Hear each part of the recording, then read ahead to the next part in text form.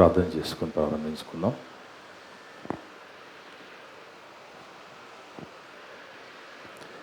క్రీస్తు యేసునందు మమ్మ అతి మిక్కిలిగా ప్రేమించిన మా పరలోకపు తండ్రి, మీ యొక్క పరిశుద్ధమైన ఘనమైన నామమును బట్టి స్తోత్రాలు వందనాలు నాయన.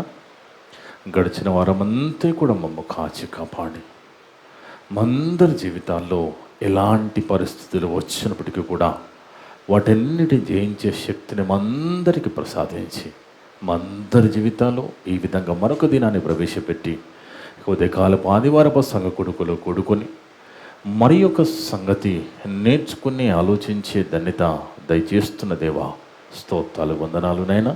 వచ్చిన వింటున్న ప్రతి ఒక్క బిడ్డని పేరు పైన ముట్టండి, తాకండి, పరిశుద్ధపరచండి, బలపరచండి తండ్రి. ఎవరెవరైతే ఆన్లైన్ ద్వారా యూట్యూబ్ ద్వారా వింటున్నారో ఆ కుటుంబాన్ని దీవించి ఆత్మీయ బలపరచండి తండ్రి. ఇక సమయంలో మేమంతా కూడా పరిశుద్ధ గ్రంథంలో నుంచి గొప్ప సంగతులు పరిశోధన చేస్తుండగా మందరికి పరిశుద్ధ ఆత్మసాన్ని దయించండి తండ్రి. మాట్లాడే నాకు కూడా ఆత్మసాన్ని ప్రసాదించండి దేవా. నేను సత్యవాక్యం సరిగా విభజించి మాట్లాడే ఆత్మసాన్ని దయచేయండి తండ్రి. మనుషులను సంతోషపెట్టే మాటలను మాట్లాడకుండా మిమ్మల్ని మాత్రమే సంతోషపెట్టే విధంగా మాట్లాడుకు కృప చూపండి తండ్రి. నన్ను నేను తగ్గించుకుని మేము ఇచ్చిస్తూ మీకే కీర్తి మహిమ తెచ్చే విధంగా మాట్లాడే భాగ్యాన్ని ప్రసాదించండి దేవా. నా ద్వారా మాట్లాడే ప్రతి మాట వింటున్నందరి హృదయాలలో ఫలింపచేయమని సమస్త ఘనత మహిమ ప్రభావాలు మీకే చెల్లిస్తూ మా పమ్మును మా రక్షకుడును మీ పిరికి కుమారుడు అయిన యేసుక్రీస్తు వారి పరిశుద్ధ నామమున అడిగి వేడుకొనిచున్నాము తండ్రి, ఆమేన్. ముందుగా దేవునికి స్తోత్రం చెల్లిద్దాం. కూడి వచ్చిన సంఘస్థులకు, ఆన్లైన్ ద్వారా యూట్యూబ్ ద్వారా వింటున్న దేవుళ్ళందరూ కూడా యేసుక్రీస్తు నామమున వందనాలు. దేవుని బిడ్డలారా, దేవుని మహాకృపను బట్టి మనమంతా ఈ విధంగా ఇక ఆదివారపు సంఘ కొడుకులో కూడుకొని మరి ఒక గొప్ప సంగతిని పరిశుద్ధ గ్రంథం నుంచి నేర్చుకుని ఆలోచించే ధన్యత దయచేసిన తండ్రికి యేసుక్రీస్తు ద్వారా కృతజ్ఞతాస్తుతులు చెల్లిద్దాం. ఆమేన్.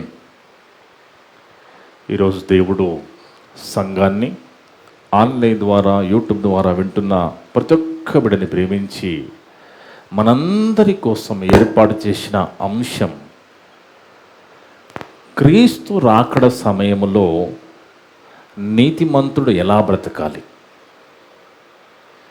క్రీస్తు రాకడ సమయంలో నీతిమంతుడు ఎలా బ్రతకాలి.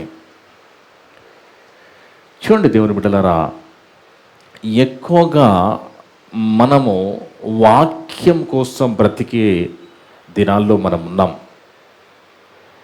యేసుక్రీస్తు రెండవ రాకడ ముందు లోక పరిస్థితులు బాగుండవని, భయంకరమైన ప్రమాదంలోకి లోకం వెళ్ళిపోయిందనేది మనకు అర్థమవుతూ ఉంటుంది. ఎవరైతే లోకం మత్తు నుండి, అంటే లోకం ఏంటి? లోకం ఒక మత్తు. ఈ లోకం మత్తు నుండి దేవుళ్ళకి వస్తే తప్ప లోక పరిస్థితి ఎలాగుందో అర్థం కాదు దేవుని బిడ్డలారా. ఎందుకంటే యేసుక్రీస్తు ప్రభువారి రెండవ రాకడ ముందు లోకము ఘోరాతి ఘోరమైన పరిస్థితుల్లో ఉంటుందని, అసలు పాప భీతి ఉండదని, ప్రేమలు చల్లారిపోతాయని పరిశుద్ధ గ్రంథంలో రాయబడిన మాటలు మనకి తెలుసు. అయితే ఇప్పుడు మనం గమనిస్తే, ఇప్పుడు మనం ఆలోచిస్తే ఎవరికి అర్థమవుతుంది లోకం ముగింపుకు వచ్చిందని అంటే, ఎవరైతే క్రీస్తు రక్తములో కడగబడి రాజ్యంలో చేర్చబడతారో వాళ్ళకి మాత్రమే అర్థమవుతుంది లోక పరిస్థితి ఇక ముగింపునకు వచ్చిందని దేవుని బిడ్డలారా. ఎందుకంటే మనం కూడా లోకంలోనే బతుకుతున్నాం, అందరున్న లోకంలో మనం కూడా ఉన్నాం. కానీ ఇదే లోకములో మనం ఉంటూ మనం ప్రత్యేకపరచబడిన వారము. అంతే కదండి, క్రైస్తవులంటే ప్రత్యేకపరచబడిన వారుగా దేవుడు చెప్తున్నాడు. అంటే ఎవరైతే మారు మనసు పొంది రక్షణ పొందుతారో వాళ్ళకు మాత్రమే క్రీస్తు రాకడ ముందు ఎలాంటి దినాల్లో ఉన్నాయో, లోకం ఏ పరిస్థితుల్లోకి వెళ్ళిపోయిందో పోతుందో అర్థమవుతుంది. లోకమత్తులో ఉన్నవారికి అలాంటి విషయాలు అర్థం కావు దేవుని బిడ్డలారా. అందుకే పరిశుద్ధ గ్రంథములో పౌలు భక్తుడు ఒక మాట రాస్తున్నాడు చూడండి. హెబ్రీ పత్రిక 10వ అధ్యాయము, హెబ్రీలకు రాసిన పత్రిక 10వ అధ్యాయము 37, 38 చూద్దాం దేవుని బిడ్డలారా. హెబ్రీలకు రాసిన పత్రిక 10వ అధ్యాయము 37, 38 వచనాలు. ఇక్కడ పౌలు గారు హెబ్రీ సంఘానికి రాస్తున్నారు. అదే మాట ఈరోజు దేవుడు మనతో మాట్లాడుతున్నాడు. ఏమంటున్నాడంటే ఇక కాలము బహు కొద్దిగా ఉన్నదట. హెబ్రీలు రాసిన పత్రిక 10వ అధ్యాయము 37, 38 వచనాలు. ఇక కాలము బహు కొంచెముగా ఉన్నది అనేది ఎవరికి అర్థమైంది? పౌలు గారికి అర్థమైంది. మనకు అర్థం కావట్లేదేంటి? లోకానికి అర్థం కావట్లేదేంటి? మనమేమో కాలం ఇంకా చాలా ఉందనుకుంటున్నాము. మరి పౌలు గారు అంటున్నారు మరి ఇక కాలము బహు కొంచెముగా ఉన్నదంట. కాలము కొంచెముగా ఉన్నది. వచ్చుచున్నవాడు ఆలస్యం చేయకవచ్చును. యేసుక్రీస్తు రెండవ రాకడ ఆలస్యం చేయక జరుగుతుంది. వచ్చుచున్నవాడు ఆలస్యం చేయకవచ్చును. మరి ఆలస్యం చేయకవచ్చునంటే రాలేదేంటండి అంటారా? మరి ఆలస్యం చేయకవచ్చునంటే మరి ఎందుకు రాలేదు? ఎందుకు రాలేదంటే మనమే కారణం. ఒకవేళ వచ్చేస్తే మనం దొరికిపోతాం, వచ్చేస్తే మన పరిస్థితి మారిపోతుంది. అందుకే అంతటా అందరూ మారు మనసు పొందాలని, రక్షణ పొందాలని, అందరూ పరలోకం రావాలని ఆలస్యం జరుగుతుంది తప్ప రావడానికి పెద్ద పని కాదండి. ఎందుకంటే మొదటి రాకడలో మరియ తల్లి గర్భములోకి వచ్చేసాడు. పరిశుద్ధాత్మ శక్తితో మరియ తల్లి యేసు ప్రభుని కన్నది. ఇక రెండవ రాకడలో ఆయన ఏదో మరి ఇది మన మెట్రో రైల్లో లేదా బుల్లెట్ ప్రూఫ్లతోటి రావాల్సిన అవసరం లేదు కదా, ఈజీగా రాగలడు కదా. యేసు ప్రభు భూమికి రావడం అనేది పెద్ద విషయం కాదు. ఎందుకు ఆలస్యం అవుతుంది అంటే దానికి కారణము మనమే. అందుకే ఇది ఇలాగే ఉంచి 2వ పేతురు పత్రికలో చూస్తే దేవుని బిడ్డలారా, 2వ పేతురు పత్రిక 3వ అధ్యాయంలో ఎందుకు ఆలస్యం అవుతుందో చెప్తున్నాడు చూడండి. అక్కడ 10వ వచనం, 9వ వచనం, 9వ వచనం. 2వ పేతురు పత్రిక 3వ అధ్యాయము 9వ వచనం. కొందరు ఆలస్యమని ఎంచుకుంటున్నారట. ఇక ఆలస్యమని ఎంచుకుంటున్నారంటే ప్రభు అక్కడి నుంచి రాలేడు అని కాదక్కడ. ప్రభు ఏదో వాహనం మీద రావాల్సిన అవసరం లేదు. ప్రభువుకి రావాలనుకుంటే ఇమీడియట్గా రాగలడు, సెకండ్లో భూమి మీదకి వచ్చేయగలడు. కానీ ఎందుకు రావడం లేదు, ఎందుకు ఆలస్యం అవుతుందని కూడా దేవుడు పరిశుద్ధ గ్రంథంలో రాశాడు. కొందరు ఆలస్యమని ఎంచుకొనుచున్నట్లు ప్రభు తన వాగ్దానమును గూర్చి ఆలస్యం చేయవాడు కాడు గాని ఎవడును నశింపవలెనని ఇచ్చయింపక అందరూ ఇది అందరూ మారు మనసు పొందవలను కోర్చు మీ ఎడల దీర్ఘశాంతం గలవాడై ఉన్నాడు. చూడండి దేవుణ్ణి ఎంత గొప్పవాడంటే మనకేం నేర్పిస్తారండి? మీరు దీర్ఘశాంతం కలిగి ఉండాలని దేవుడు చెప్తాడు. చెబుతున్న దేవుడు దీర్ఘశాంతం కలిగి ఉన్నాడా? కలిగి ఉన్నాడు. అదండి దేవుడు. మనము నమ్ముకున్న దేవుడు ఆయన పరిశుద్ధుడు, నీతిమంతుడు, నిష్కల్మషుడు, పాపులలో చేరిక ప్రత్యేకం ఉన్న దేవుడు. ఎలాంటి దేవుడు అంటే దీర్ఘశాంతము గల దేవుడు. ఎందుకు దీర్ఘశాంతం కలిగి ఉన్నాడు అంటే, ఇంకా రాకుండా ఎందుకు దీర్ఘశాంతం చూపిస్తున్నాడు అంటే అంతటా అందరూ మారు మనసు పొందాలి అని. బాగా ఆలోచించండి. కంటిన్యూ చేద్దాం. హెబ్రీ పత్రిక 10వ అధ్యాయము 37, 38. కాలము బహు కొంచెముగా ఉన్నది అని ఎవరికి అర్థమవుతుంది? ఎవరైతే లోకపు మత్తులో నుండి దేవుళ్ళకి వస్తారో వాళ్ళకు మాత్రమే అర్థమవుతుంది. అందుకే ఇప్పుడు మనమున్న కాలములో నాకు అది లేదు, నాకు ఇది లేదు, నాకు ఇల్లు లేదు, వాకిల్ లేదు, ఉద్యోగం లేదు అనే కాలం కాదు ఇది. ఇక మనమున్న కాలం అలాంటి కాలంలో మనం లేమండి. నాకు ఇంట్లో బాగాలేదు, ఒంట్లో బాగాలేదు, నాకు ఉద్యోగం లేదు, ఇంకేదో లేదు అనే కాలము కాదు. నీకు ఏది ఉన్నా లేకపోయినా ప్రభుని వెంబడించాలి, ప్రభుతో ఉండాలనే కాలములో మనం ఉన్నాం దేవుని బిడ్డలారా. అందుకే చదవమ్మా. ఇక కాలం బహు కొంచెముగా ఉన్నది, వచ్చుచున్న యేసుక్రీస్తు ఆలస్యం చేయక వచ్చును. కానీ దేవుని బిడ్డలారా, మన సబ్జెక్ట్ ఏంది ఈరోజు? దేవుడు మనకి ఇచ్చిన అంశం ఏంటి? క్రీస్తు రాకడ సమయంలో నీతిమంతుడు ఎలా బ్రతకాలి అక్కడ చెప్తున్నాడు. చూడండి 38వ వచనంలో, కాబట్టి నా ఎదుట నీతిమంతుడైన వాడు విశ్వాసమూలముగా జీవించును. అదేంటి కొత్తగా ఉన్నది పదం? ఆహార మూలముగా జీవించమా? మరి నీళ్ళ మూలముగా, గాలి మూలముగా, ప్రకృతిలో ప్రతి దాన్ని అనుభవించే మూలంగా జీవించమా? విశ్వాస మూలముగా జీవించడం అంటే ఏంటి? ఆలోచించండి. దేవుడు ఒక్కొక్క మాట మాట్లాడుతున్నప్పుడు అది చాలా లోతుగా ఉంటుంది, చాలా జ్ఞానయుక్తంగా ఉంటుంది. దాన్ని మనసు పెట్టి మనం అర్థం చేసుకున్నప్పుడే దేవుడు మనకి ఏం చెప్పాలనుకున్నాడో అర్థమవుతుంది దేవుని బిడ్డలారా. అందుకే చూడండి, విశ్వాసముతో జీవించాలట.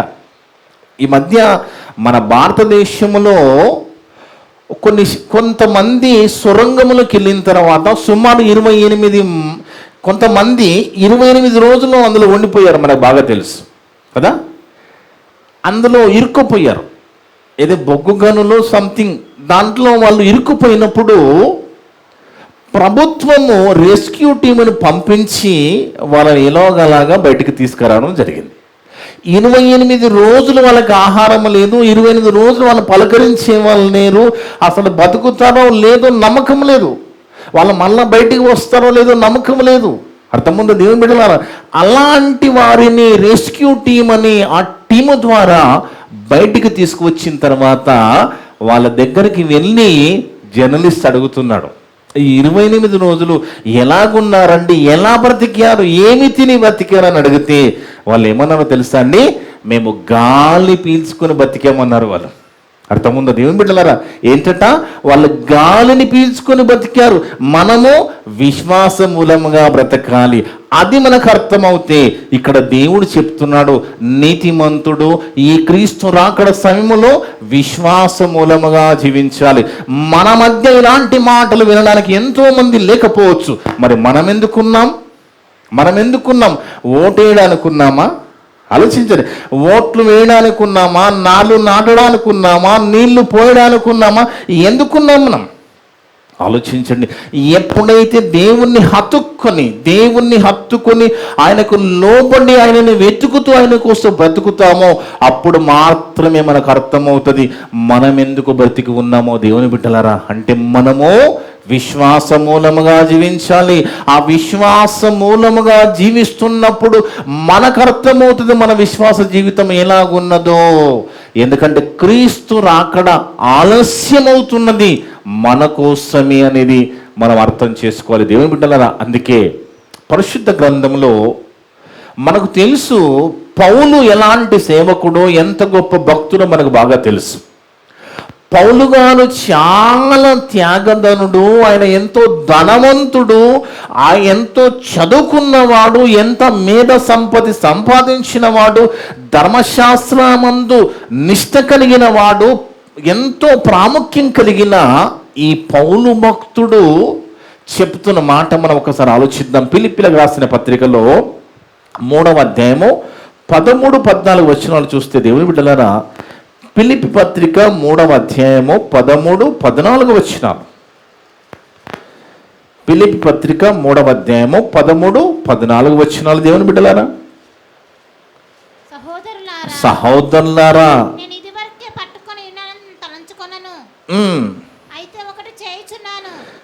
ఆయన ఏమంటున్నాడంటే, పౌలు గారు చాలా లేటుగా సేవలోకి వచ్చారండి. పౌలు గారు లేటుగా సేవలోకి వచ్చాడు, కానీ లేటెస్ట్గా సేవ చేశాడు. మనం చెప్తా ఉంటారు కదా, మన వాళ్ళకి సినిమా డైలాగులు బాగొచ్చు. వాక్యము సంఘములో విన్న తర్వాత ఆ వాక్యాలు గుర్తురావు, కానీ ఆ సినిమాల్లో చెప్పిన డైలాగులు నేను కంటి చూతో చంపేస్తానంటాడు. చిన్న చిన్న పిల్లలు చెప్తూ ఉంటారండి ఆడుకుంటూ. అంటే చూడండి, ఆ మాటలు వాళ్ళ మనసులోకి వెళుతున్నాయి తప్ప మరి సంఘములో దేవుని మాటలు మనకి గుర్తుండడం లేదు. చూడండి దేవుని బిడ్డలారా, ఎందుకంటే ఈ బైబిల్ గ్రంథం, ఈ పరిశుద్ధ గ్రంథం అనేది మొదటగా ఎక్కడ రాయబడింది అంటే, మొదటగా దేవుని బిడ్డలారా ఎక్కడ రాయబడింది? చర్మపు కాగితాల మీద రాయబడ్డది. దేవుని బిడ్డలారా, చర్మపు కాగితాల మీద. చూడండి, ధర్మశాస్త్రం అనేది సీనాయి పర్వతం మీద దేవుడు ధర్మశాస్త్రంలో ఉన్న 10 ఆజ్ఞలు మరి మోషే గారి ద్వారా దేవుడు ఇచ్చాడు కదా. ఆ ఇచ్చినప్పుడు ఎందుకు ఇచ్చాడు? ఆ 10 ఆజ్ఞలు ఎందుకు ఇచ్చి ఉండొచ్చండి? అవి పాటించడానికి కదా దేవుని బిడ్డలారా, అవి పాటించడానికి ఇచ్చాడు. ఇచ్చినప్పుడు మొదటగా దేవుడు ఇచ్చిన మాటలు ఎక్కడున్నాయి? రాతి పలకల మీద ఉన్నాయి. రాతి పలకల మీద రాసి దేవుడు ఇచ్చాడు. రాతి పలకల మీద నుంచి ఆకుల మీదకి వచ్చాయి. ఆకుల మీద నుంచి చర్మపు కాగితాల మీదకి వచ్చాయి. చర్మపు కాగితాల తర్వాత చైనా దేశము మొదటి 100 సంవత్సరాలు పేపర్ కనిపెట్టింది. పేపరు కనిపెట్టారు. అప్పుడు జాన్ గూటన్బర్గ్ అనే ఒక ఆయన కూడా క్రైస్తవుడే, ఆయన అచ్చు యంత్రం, ప్రింటింగ్ మిషన్ కనిపెట్టి బైబిల్ ముద్రణ చేశాడు. బైబిల్ ముద్రణ జరిగింది అచ్చు యంత్రం ద్వారా. బైబిల్ ముద్రణ జరిగింది అంటే దేవుని మాటలు ఒక పుస్తకముగా మన చేతిలో ఉన్న ఈ పరిశుద్ధ గ్రంథముగా వివిధ భాషలు ఇప్పుడు మన భారతదేశంలో ఉన్న సుమారు 29 రాష్ట్రాల్లో ఎన్ని భాషలు ఉన్నాయో, ప్రపంచంలో ఎన్ని భాషలు ఉన్నాయో అన్ని భాషల్లోకి బైబిల్ వచ్చేసింది. దేవుడు వచ్చే విధంగా చేశాడు. కానీ బైబిల్లో ఈ పేపర్లో దేవుని మాటలు పేపర్ల మీదకి వచ్చాయి, బైబిల్లోకి వచ్చాయి. కానీ ఈ మాటలు చర్చి గోడల మీదకి జనవరి 1వ తారీఖు రాగానే క్యాలెండర్ మీదకి వెళ్ళిపోయాయి తప్ప మనుషుల మనసులకు రాలేదండి. కానీ దేవుడు ఇచ్చిన ఉద్దేశం ఏంటి? దేవుడు ఈ బైబిల్ ఇచ్చిన ఉద్దేశము మానవ హృదయాల్లో, మన మనస్సులో ఉండాలని. అర్థముందా దేవుని బిడ్డ కదా? ఈ మాటలు మన మనసులో ఉండాలి, మన హృదయంలో ఉండాలని దేవుడిస్తే ఎక్కడికి వెళ్ళిపోయి దేవుని మాటలు? గోడల మీదకి వెళ్ళిపోయాయి, చర్చి గోడల మీదకి వెళ్ళిపోయాయి, మరి క్యాలెండర్లోకి వెళ్ళిపోయాయి తప్ప దేవుని మాటలు మనుషుల మనసులో ఉండడం లేదు. కానీ దేవుని ఉద్దేశం ఏంటి? మన మనసులో దేవుని మాటలు ఉండాలి. దేవుని బిడ్డలరా, అలాంటి అర్థం చేసుకుని మనసులో ఉంచుకుని దేవుని మాటలు మనసులో ఉంచుకున్న ఒక గొప్ప దైవజనుడు, గొప్ప సేవకుడు పౌలు గారు ఎంతో త్యాగం చేస్తూ, ఎన్నో శ్రమలు ఇబ్బందులు అనుభవిస్తూ ఆయన చెబుతున్న మాట అందరికంటే ఆయన ఎక్కువ సేవ చేశారండి. పరిశుద్ధ గ్రంథంలో మనం చదివితే అందరికంటే ఆయన ఎక్కువ సేవ చేసిన వాడిగా పౌలు గారు కనబడతారు. అలాంటి పౌలు భక్తుడు మాట్లాడుతున్నాడు ఏమని? నేను ఇదివరకే పట్టుకొని ఉన్నానని తలంచుకొనను. ఇది అంత సేవ చేసిన వాడే. మరి మనం ఎక్కడ ఉంటామండి? ఆయనే అలాగంటే మనం ఎక్కడ ఉంటాం? మనకు పరలోకం వద్దా? దేవుడు నా పరలోకం వెళ్ళాలి కదా. అంత సేవ చేసిన వాడు, లోకాన్ని వద్దనుకున్నవాడు, ఈ లోకాన్ని పెంటగా, ధనాన్ని పెంటగా భావించిన వాడు మరి దేవుల్లోకి వచ్చి చెప్తున్నమాట ఏమంటున్నాడు? సహోదరులారా, నేను ఇది వరకే పట్టుకొని ఉన్నానని తలంచుకోనంటే పరలోకములకు ఇంకా దొరకలేదు అంటున్నాడు. పరలోకం నేను ఇంకా పట్టుకోలేదు చెప్తున్నాడు. నేను ఇది వరకే పట్టుకొని ఉన్నానని తలంచుకొనను, అయితే ఒకటి చేయుచున్నాను. ఏం చేస్తున్నాడు పౌలు గారు?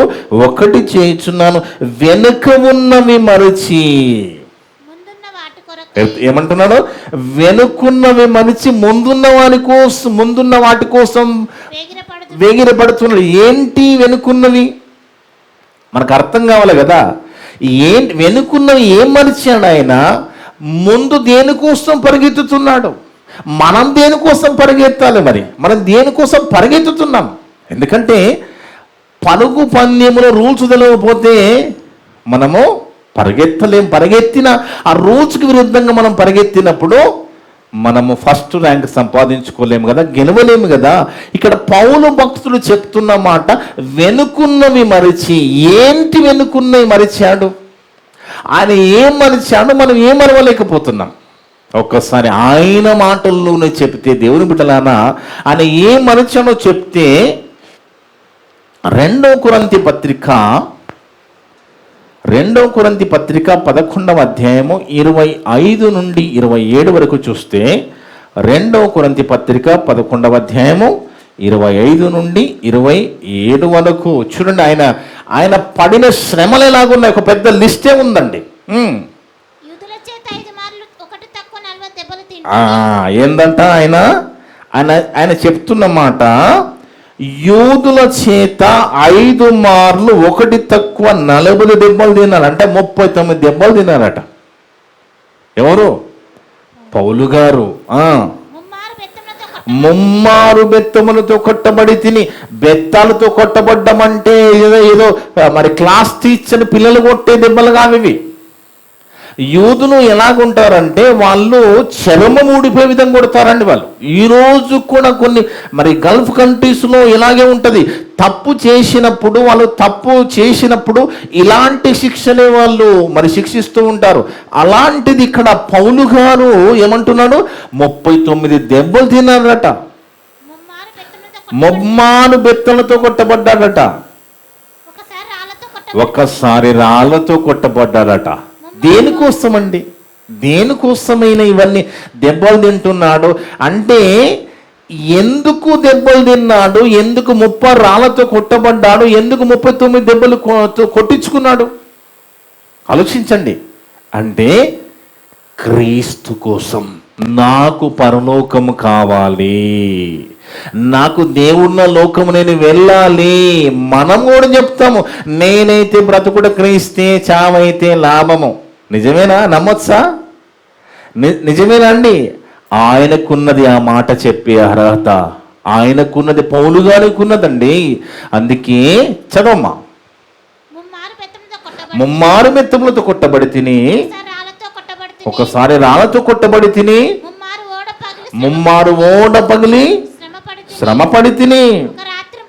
ఒక రాత్రి మగలు సముద్రములో గడిపి తిని. అనేక ప్రయాణములతోనూ, నదుల వలనైన ఆపదలలోను, దొంగల వలన ఆపదలోను, నా స్వజనులమైన ఆపదలను, అన్యజనులమైన ఆపదలోను, పట్టణములు ఆపదలోను, అరణ్యముల ఆపదలోను, సముద్రముల ఆపదలోను, కపట సహోదరుల ఆపదలోను ఉంటిని. ప్రయాసతోను, కష్టములతోను, తరచుగా జాగరణముతోను, ఆకలి దప్పులతోనూ, తరచుగా ఉపవాసముతోను, చలితోను, దిగంబరత్వముతోను వంటిని. ఇంకను చెప్పవలసినవి అనేకములు ఉన్నవంటే ఇది చదివితేనే మనకు దమ్మొచ్చేసింది. ఆయన పడిన శ్రమలు, ఆయన పడిన కష్టము మనము చదువుకోవడానికి దమ్మొస్తుంటే ఇంకా చాలా ఉన్నాయట. అంటే ఆలోచించండి, బాగా ఆలోచించండి దేవుని బిడ్డలు. ఎవరో ఏదో అన్నారని, ఎవరో హింసించారు, ఎవరో కొట్టారు, ఇవి గుర్తుపెట్టుకోవడం ఇక నా వల్ల కాదు. అది కాదు నాకు కావలసినది. అది ఆయన వెనుకున్నవి ఏం మర్చాలండి? వెనుకున్నవంటి ఇవన్నీ మర్చిపోయాడు. ఈ పడిన శ్రమలన్నీ మర్చిపోయాడండి. ఆయన పడిన శ్రమలు, ఆయన అన్న మాటను, ఆయన అవమానపరిచినవి అవన్నీ కూడా, వెనుకున్నవన్నీ కూడా మరిచిపోయాడట. దేనికోసం అంటే ముందు ఏదో ఉన్నది.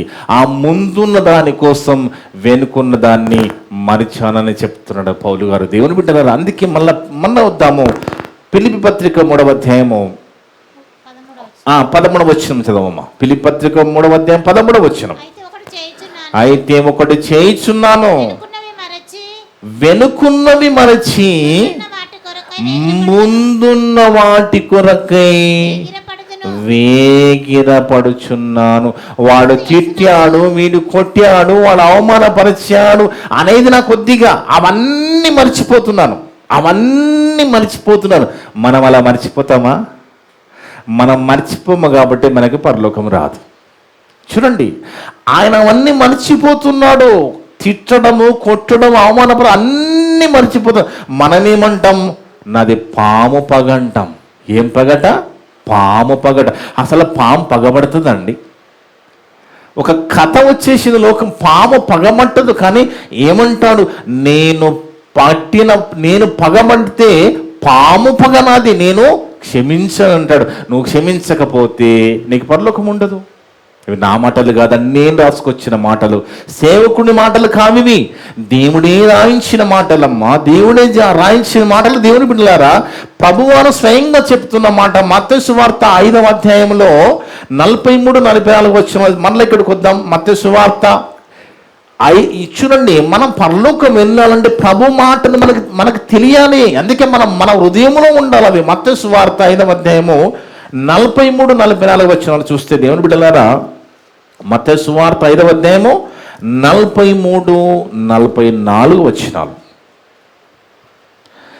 నీ పొరుగువాన్ని ప్రేమించి నీ శత్రువును ద్వేషించుమని చెప్పబడిన మాట మీరు విన్నారు కదా.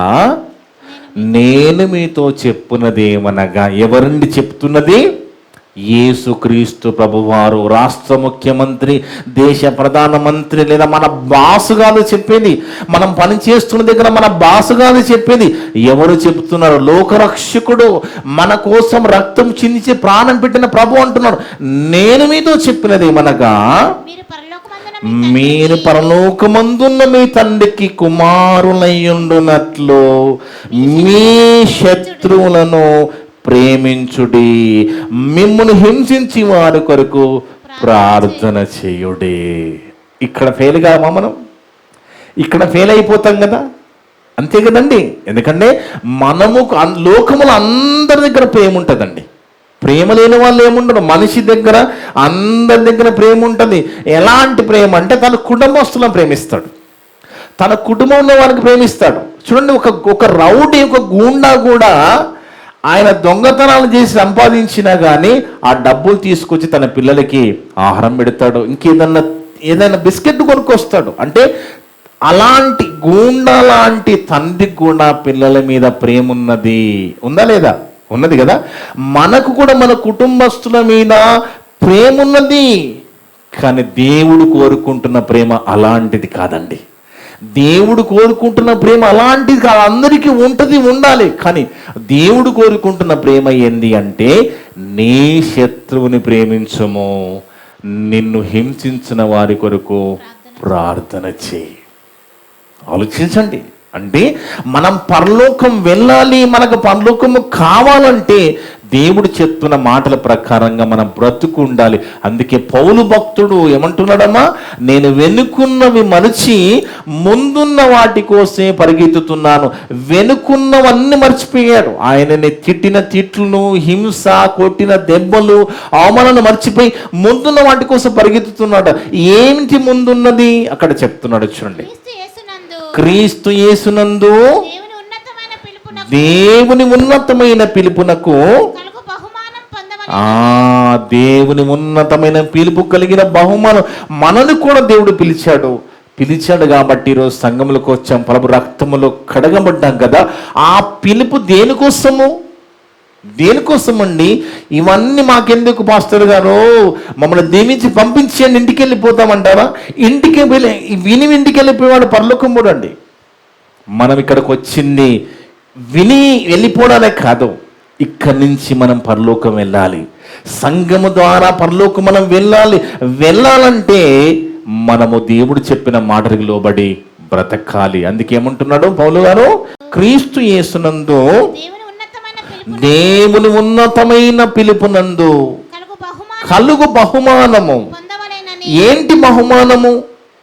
ముందేమున్నది? ముందు పౌలు గారికి ఏం కనబడుతున్నది? మనకేం కనబడుతున్నది? పౌలు గారికి ముందేం కనబడుతున్నదంటే పరలోకం వెళ్ళాలనేది కనబడుతున్నది. వెనక మర్చిపోయాడు, పరలోకమే గురిగా బతుకుతున్నాడు. కాబట్టి ఆ బహుమానం ఎలాగైనా కొట్టేయాలని ఆయన పరిగెత్తుతున్నాడు. బహుమానము పొందవలెనని గురి యొద్దకే పరిగెత్తుచున్నాను. ఆలోచించండి దేవుని బిడ్డలారా, మనకు కూడా పరలోకము కావాలండి. మనం కూడా దేవుడున్న లోకము చేరాలి. సంఘములకు వచ్చాము, ఈ సంఘము ద్వారా మనం పరలోకం వెళ్ళాలంటే వెనుకున్నవి మనము కూడా మర్చిపోవాలి.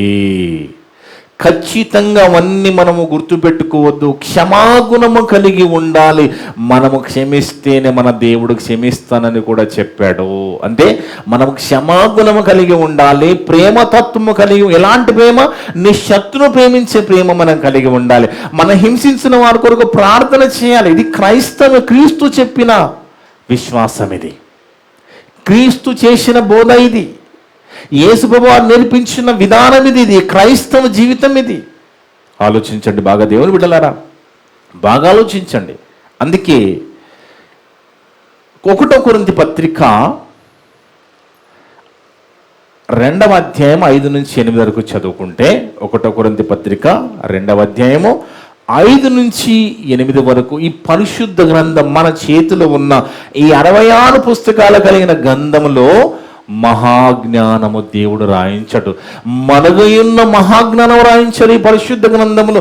ఆ మహాజ్ఞానాన్ని దేవుడు మనకి ఓపెన్ చేశాడు. ఎవరికి ఓపెన్ అవుతుంది? ఎవరైతే మారు మనసు పొందుతారో, ఎవరైతే మారు మనసు పొంది ప్రభు రక్తములు కడగబడి సంఘములకు వస్తారో వాళ్ళకే ఇది ఓపెన్ అవుతుంది. అది చెప్తున్నాడు చూడండి అక్కడ పౌలు భక్తుడు. మన విశ్వాసం ఎలాగుండాలంటే మనుషుల జ్ఞానం మీద ఆధారపడకూడదు. ఎవరో ఏదో నమ్ముతున్నా అదే విశ్వాసం అనుకోకూడదు. దేవుడు చెప్పాలి, దేవుని అనుమతి ఉండాలి. అందుకే మీ విశ్వాసము మనుషుల జ్ఞానం ఆధారం చేసుకొనక దేవుని శక్తిని ఆధారం చేసుకొని ఉండవలనని నేను మాట్లాడినను, సువార్త ప్రకటించినను. జ్ఞానయుక్తమైన తీయని మాటలు చెప్పలేదట.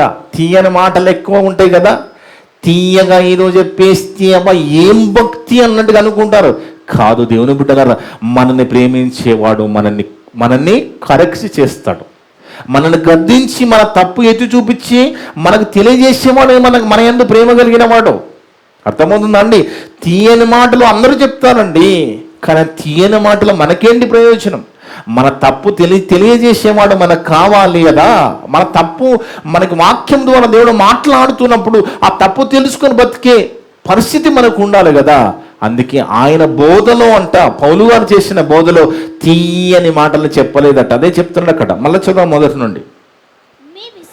మీ విశ్వాసం మనుషుల జ్ఞానం ఆధారం చేసుకొనక దేవుని శక్తిని ఆధారం చేసుకుని ఉండవలనని నేను మాట్లాడినను, సువార్త ప్రకటించినను.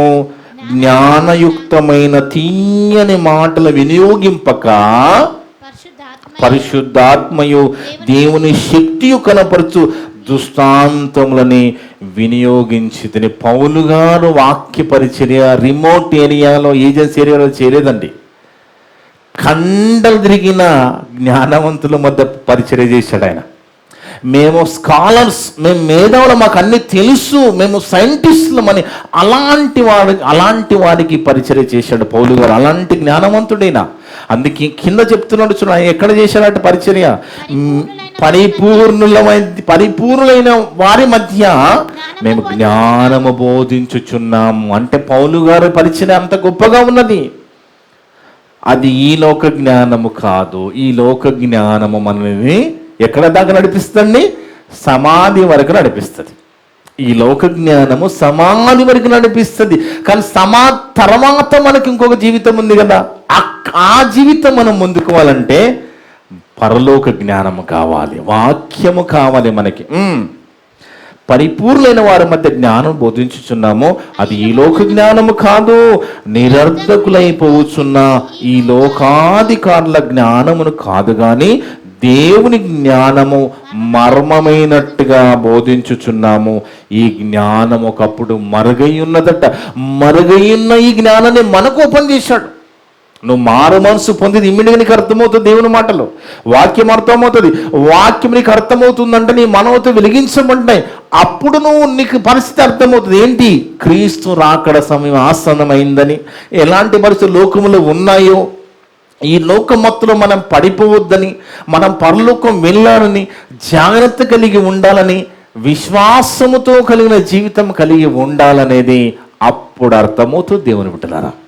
అందుకే ఆయన చేసిన ఆ సేవలో మంచి మంచి జ్ఞానవంతులు, మంచి మంచి సైంటిస్టులు, స్కాలర్స్ ముందు ఆయన పరిచర్య చేశాడట.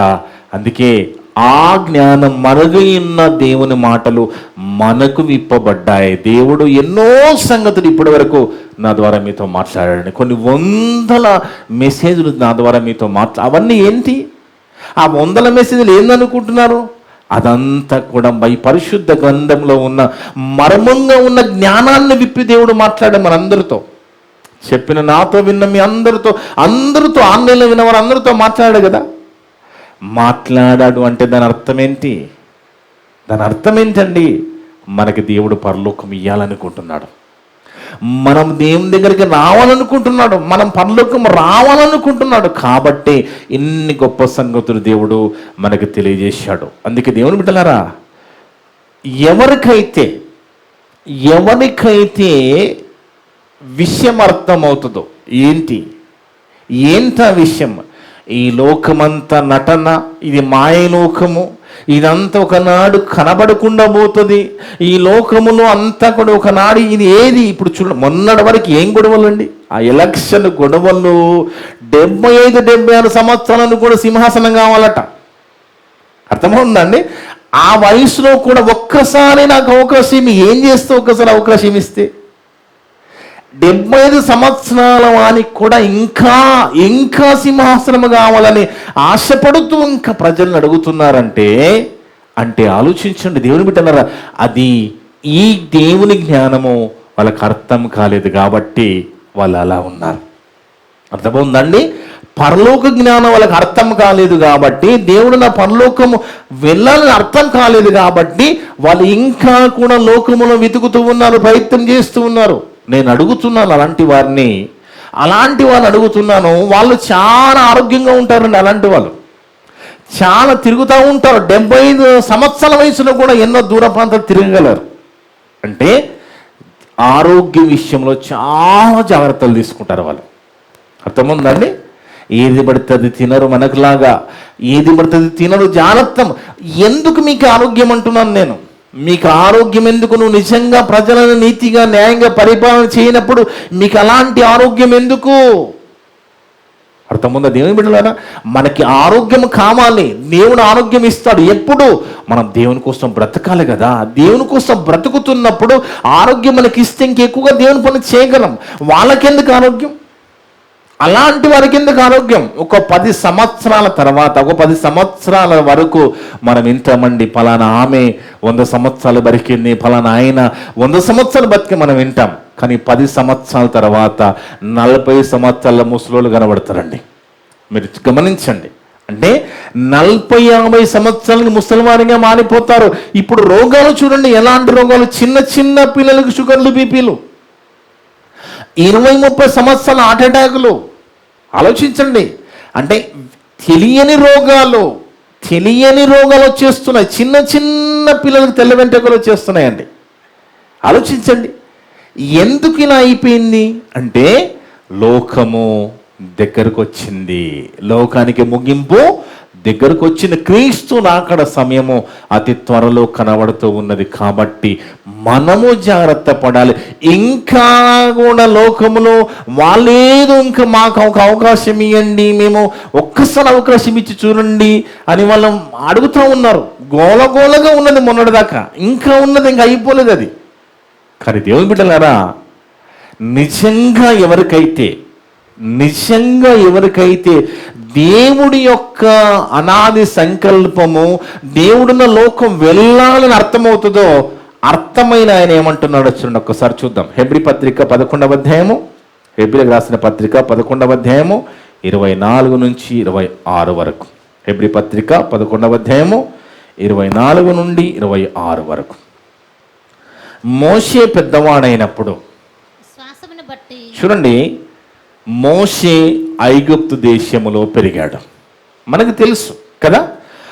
ఐగుప్తు దేశములో పెరిగిన ఆయన పెంచిన తల్లి ఎవరు? ఫరో రాజు కుమార్తె. మరి కుమార్తె రాజును ఈ మోషే గారిని పెంచింది అంటే ఆయనకి ఎంత గొప్ప అవకాశం ఉంటుంది ఆ రాజ్యములో కదా. ఆలోచించండి, చూద్దాం.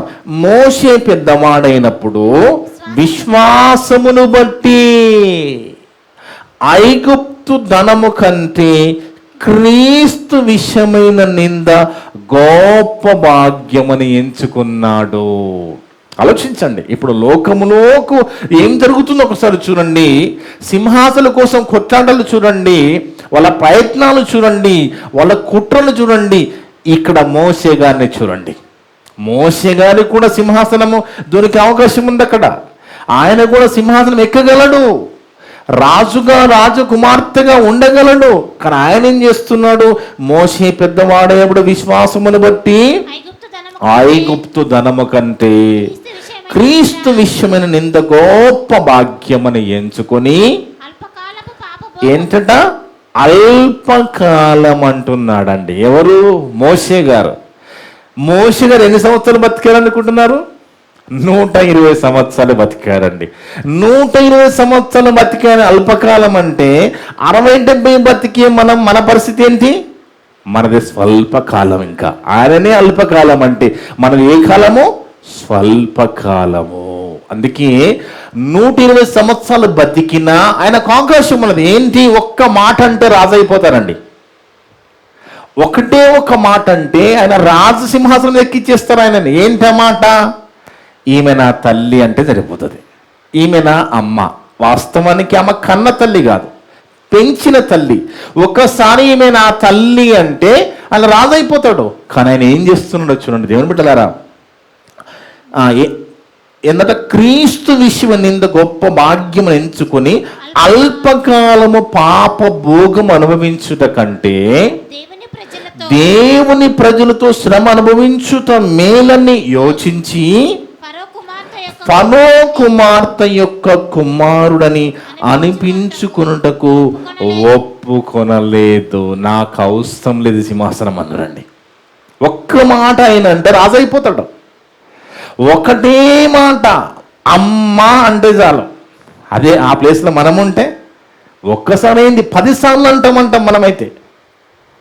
కానీ దేవుని బిడ్డలారా, అంటే దేవుని ఉన్న లోకము పరలోకం వెళ్ళాలి అని అర్థం చేసుకున్న మోషే.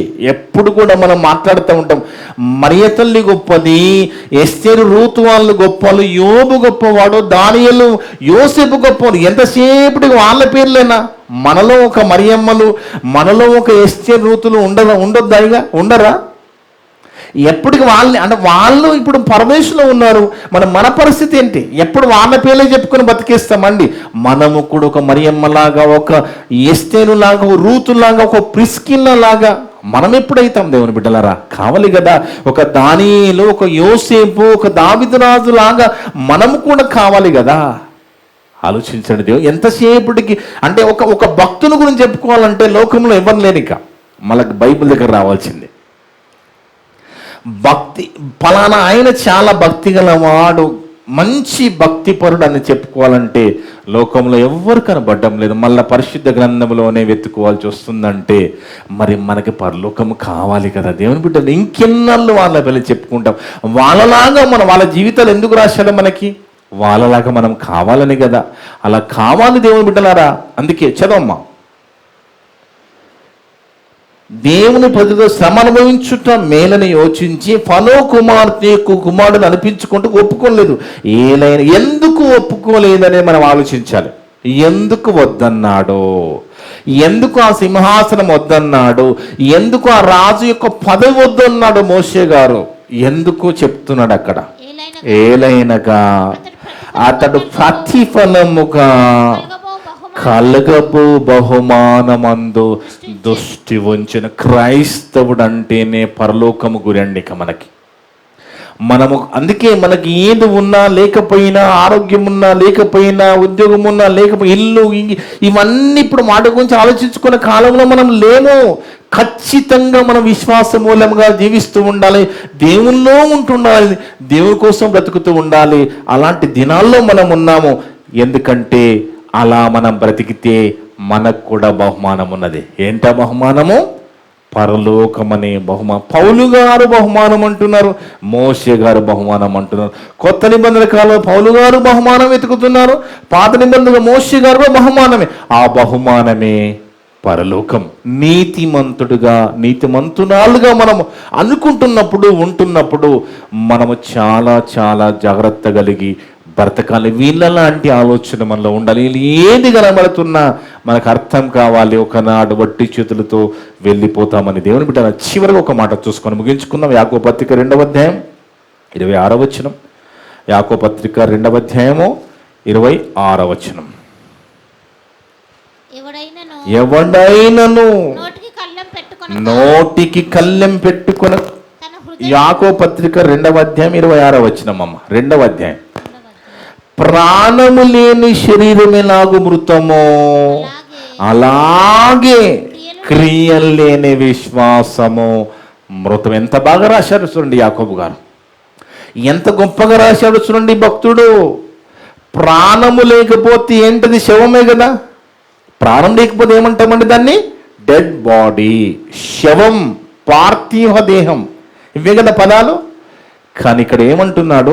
ప్రాణము లేని శరీరం ఎలాగో మృతమో అలాగే క్రియలు లేని విశ్వాసము కూడా డెడ్ బాడీ లాంటిదే. అంటే మనకేం కావాలి? క్రియలతో కూడిన విశ్వాసం. మనం దాన ధర్మాలు, అన్నదానాలు, వస్త్రదానాలు ఇవి చేసుకుంటూ మారు మనసు పొంది దేవుని కోసం బతికినప్పుడే అవి మనకి పనికొస్తాయి. మారు మనసు లేకుండా ఏ ప్రాణదానము, ఇంకా ఏదైనా రక్తదానము, అన్నదానము, వస్త్రదానం, ఏది చేసినా మారు మనసు లేకుండా ఉంటే దానివల్ల ప్రయోజనం లేదండి. ఎందుకంటే క్రియలు కావాలి, దేవునికి క్రియలు కావాలి, విశ్వాసం. ఏంటి క్రియ? నీ శత్రును ప్రేమించాలనేది క్రియ. నేను హింసించే వారి కోసం ప్రార్థన చేయడం అనేది క్రియ కదా. మరి అలాగే అక్కర్లో ఉన్నవారు అక్కర తీర్చడం అనేది కూడా క్రియ. అదే సమయంలో మనము బహుమానము కోసము విశ్వాసం కలిగి బ్రతుకుతూ ఇవన్నీ చేసుకుంటూ ఉన్నప్పుడే, క్రియల విశ్వాసం ఉన్నప్పుడే ఆ విశ్వాసము, ఆ భక్తి జీవితం నిలబడుతుంది కదా. తప్ప క్రియలు మాత్రమే చేస్తాను, ఆర్పనేజులు నడిపిస్తాను, ఓం ఫర్ డిసేబుల్ నడిపిస్తాను, మరి నాకు విశ్వాసము లేదు అంటే కుదరదు. అది ఉండాలి, ఇది ఉండాలి. అంటే మారు మనసు పొందాలి. మారు మనసు అనేది క్రైస్తవ జీవితానికి చాలా చాలా ప్రాముఖ్యం. అందుకే ప్రాణము లేని శరీరం ఎలాగో మృతమో అలాగే క్రియలు లేని విశ్వాసము మృతము. కనుక దేవుని బిడ్డలారా, క్రీస్తు రాకడ సమయములో నీతిమంతులు ఎలాగ బతకాలండి? ఏది ఉన్నా లేకపోయినా దేవుని మీద విశ్వాసము కలిగి ఆ బహుమానము కోసం పరిగెత్తాలి. ఎందుకంటే మనమున్న దినాల్లో చాలా ప్రమాదకరమైన దినాల్లో మనం ఉన్నాం. లోకంలో ఉన్నోళ్ళు అంటారు, ఏమంటారంటే ఇది మంచి దినం, పలానా దినం మంచి దినం, పలానా దినం మంచి దినం. ఆ మంచి, ఇప్పుడు మంచి దినం అనేది అందరికీ మంచి దినం కదా. ఒకరికి మంచి దినం ఏమో చెడ్డ దినం ఉండదు కదా. మంచి దినం రోజు ఎవరు కూడా ఒక్కరు కూడా యాక్సిడెంట్లో చనిపోద్దు కదా, అవునా కదా. ఇప్పుడు దేవుడు మంచి దినము అందరికీ ఇస్తాడు కదా. దేవుని దగ్గర పక్షపాతం ఉండనప్పుడు నీకు మాత్రం మంచి దినం అంటే వేరే వాడు యాక్సిడెంట్లో చనిపోతున్నాడు కదా. కాబట్టి ఇవన్నీ లోకములో నుంచి వచ్చిన కొన్ని తప్పుడు మాటలు తప్ప అది కాదు. దేవుని బిడ్డలారా, అన్ని చెడ్డ దినాల్లోకి మనం వెళ్ళిపోయాం అలా మాట్లాడుకోండి. ఎందుకంటే దినములు చెడ్డవి అన్నాడు అక్కడ. మరి దినములు చెడ్డవి అంటే దాని అర్థం ఏంటండి? దినములు చెడ్డవి కనుక ఎఫెసీ పత్రికలో ఉంటుంది. ఇంకా నువ్వు మంచి దినం ఎక్కడ పట్టుకుంటావు? ఎఫెసీ పత్రిక 5వ అధ్యాయము 15వ వచనం. దినములు చెడ్డవి గనక మీరు సమయమును పోనీయక సద్వినియోగపరుచుకొనుచు అజ్ఞానుల వలె కాక జ్ఞానుల వలె నడుచుకున్నట్టు జాగ్రత్త పడండి. ఇక ఆ దినం ఈ దినము కాదు, అన్ని దినాలు ప్రమాదకరంగా మారిపోయాయి. ఎందుకు మారిపోయాయి అంటే మనిషే కారణం. దానికి మనిషి కారణం. మనిషి ఆ జీవిత విధానము, ఆ పాపపు జీవితము, ఆ పొల్యూషను, ఆ ప్రకృతిని నాశనం, ఇవి ప్రకృతి అంతా చెడిపోయింది. కాబట్టి ఇప్పుడు దినాలు మంచి దినము చెడ్డ దినము కాదు. ముందు మనం ఎలా ఉన్నామో చూసుకోవాలి, మన పరలోక జీవితాన్ని చూసుకోవాలి. ఎందుకంటే ఆడపిల్ల పుట్టగానే హాస్పిటల్కి ఏడ్చేస్తారండి. ఆడపిల్ల అనగానే హాస్పిటల్, అమ్మ ఆడపిల్ల పుట్టిందని హాస్పిటల్లో ఉన్న వాళ్ళు ఏడుస్తారు, ఫోన్లో చెప్పి ఇంట్లో ఉన్న వాళ్ళు ఏడుస్తారు. అవునా కదా? జరుగుతుంది కదా, లోకంలో ఇదే జరుగుతుంది కదా. కానీ దేవుడు బిడ్డలారా, ఆడపిల్ల పుట్టిందని తల్లిదండ్రులు ఏం చేస్తారు? చిన్నగా ఉన్నప్పుడు ఒక ఎఫ్డి, ఒక ఆర్డి, ఫిక్స్డ్ డిపాజిట్ చేస్తారు. ఎందుకంటే వాళ్ళ వివాహం కోసం. భూమి మీద ఉన్న ఒక 40, 50, 60 సంవత్సరాల వివాహ జీవితం కోసమే ఎఫ్డీలు చేస్తే మరి శాశ్వతమైన పరలోకం కోసం ఎఫ్డి చేయవా? దాని గురించి ఆలోచన వద్దా మనిషికి? దాని గురించి అధికంగా మనకు ప్రాముఖ్యం. ఆ ఎఫ్డి అంటే ఆ పరలోకపు ధనము మన భూమి మీద సంపాదించుకోవాలంటే దేవుని కోసం బ్రతుకుతూ ఉండాలి, దేవుని పనులు చేస్తూ ఉండాలి, దేవుని కార్యాలు చేస్తూ ఉండాలి, దేవుని ప్రకటిస్తూ ఉండాలి.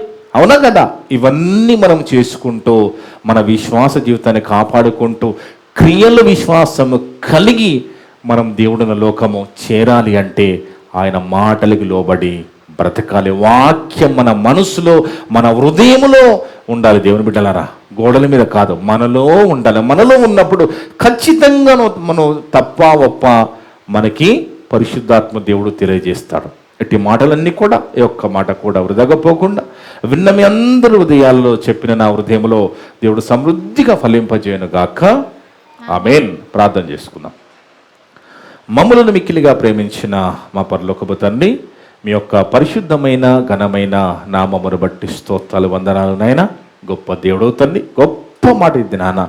మందరితో మాట్లాడిన విధానం బట్టి స్తోత్రాలు, వందనాలు. అవును తండ్రి, యేసుక్రీస్తు రాకడా మరి ఆలస్యం జరుగుతుందంటే దానికి మేమే కారణమని, ప్రభు రాకడా దగ్గరకు వచ్చిందని, లోకం ప్రమాదం ఉందని, మరి నీతిమంతులుగా ఉంటున్న మేము జాగ్రత్త పడాలని, ఈ భూమి మీద ఏదో ఉందో లేదో దాన్ని వైపు చూడక సూటిగా యేసు వైపు చూస్తూ ఒక మోషేలాగా, ఒక పౌలుగాలాగా ఆ బహుమానం కోసం మేము కూడా గురిపెట్టుకుని వెళ్ళాలనేది మందరితో మాట్లాడిన విధానం బట్టి స్తోత్రాలు, వందనాలు. అలా ఉంటామనైనా శక్తిని దయచేయండి తండ్రి. ఇది నా ద్వారా మాట్లాడిన ప్రతి మాట విన్నందరూ ఉదయాలలో ఫలింపచేయమని, మేమంతా కూడా కేవలం వాక్యము చదివి విని వదిలిపెట్టి మమ్మల్ని మేము మోసపరుచుకోకుండా విన్న మాటల ప్రకారంగా జీవించే ధన్యత దయచేయమని సమస్త ఘనత మహిమ ప్రభావాలు మీకే చెల్లిస్తూ మా ప్రభును మా రక్షకుడును మీ ప్రియ కుమారుడు అయిన యేసుక్రీస్తు వారి పరిశుద్ధ నామమున అడిగి వేడుకొనిచున్నాము తండ్రి. ఆమేన్. మీ అందరికీ వందనాలు. May God bless you all.